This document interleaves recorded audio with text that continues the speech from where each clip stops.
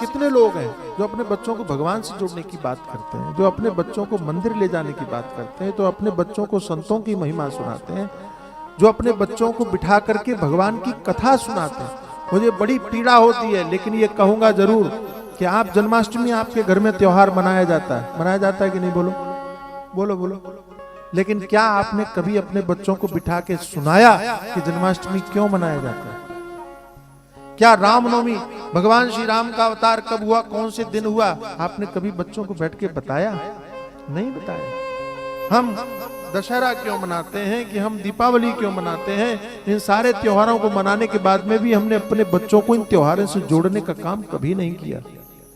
आपके माँ बाप ने भी नहीं किया, इसलिए आपको नहीं पता है। आप नहीं कर रहे हो तो आपके बच्चों को भी नहीं पता होगा, और ऐसे ही वो संस्कार कमजोर होते चले जाते हैं, और भविष्य में कोई भी उनको बहका के लेके चला जाता है।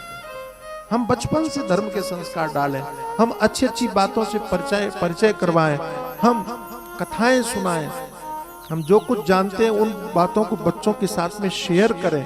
आप संस्कार ध्यान रखना, छोटे से बच्चे के मन में पड़े हुए संस्कार जीवन भर के लिए अमिट रहते हैं।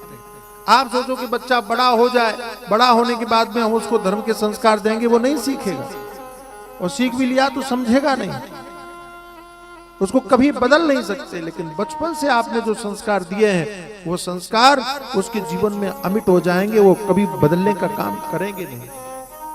इसलिए मेरा निवेदन है कि आप गर्भावस्था से ही आप धर्म के संस्कार देना शुरू करें, अच्छी अच्छी बातें करना शुरू करें, तो जीवन में बदलाव आता है।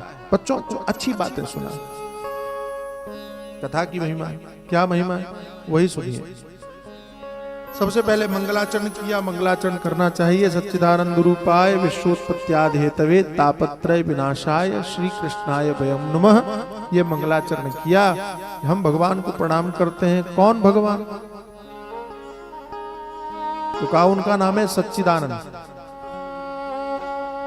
हम लोग बोलते हैं ना सच्चिदानंद भगवान की, तो सच्चिदानंद कौन है? इसका मतलब क्या होता है? इसमें 3 शब्द है, सत, चिद, आनंद। सत का मतलब है जिसका कभी विनाश नहीं होता।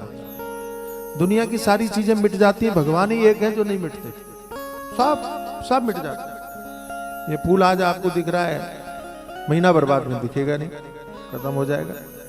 अच्छा, महीना भर पहले था भी नहीं, ये ध्यान रखना। जो चीज पैदा होती है वो नष्ट भी हो जाती है।